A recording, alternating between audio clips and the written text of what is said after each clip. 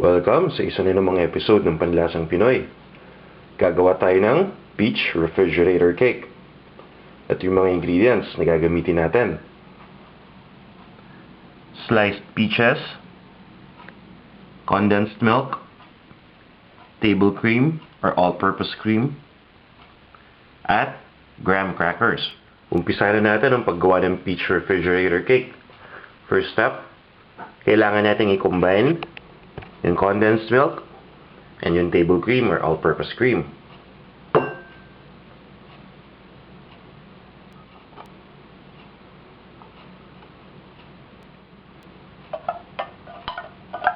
After combining, hahaluin lang natin itong mabuti. Siguraduhin natin na na-mix natin itong dalawang ingredients na to. And then, once na nahalo na natin to, ilalagay muna natin sa refrigerator for a few hours para lang tumigas. After refrigerating the mixture, dapat yung texture nun ganito. Medyo matigas at medyo malapot na. Now, kailangan lang natin i-arrange yung graham crackers sa container, kagaya ng nakikita ninyo dito. Then, lalagyan na natin itong mixture ng condensed milk and cream sa taas. Then, next, ang gagawin lang natin dito, sa spread lang natin. After spreading the mixture, uwalan tayo ng konting sliced peaches at i-arrange natin dito sa taas.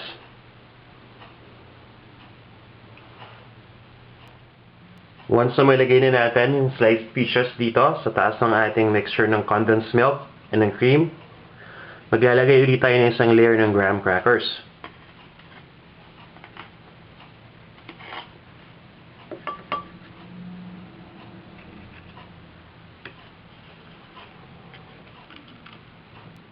Next, ilalagay na natin yung remaining mixture dito sa taas.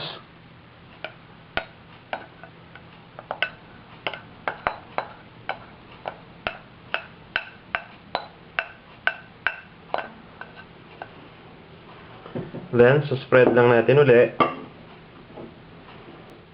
After spreading, final step, ilalagay na natin dito yung remaining na sliced peaches.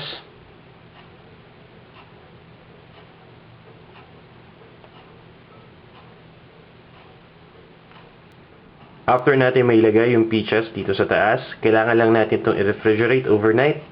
And then, after that, pwede na natin itong i-serve. Para sa exact measurements ng mga ingredients at iba pang mga recipes na siguradong magugustuhan ninyo, bumisita lang kayo sa panlasangpinoy.com. After refrigerating, ito na ang ating peach refrigerator cake.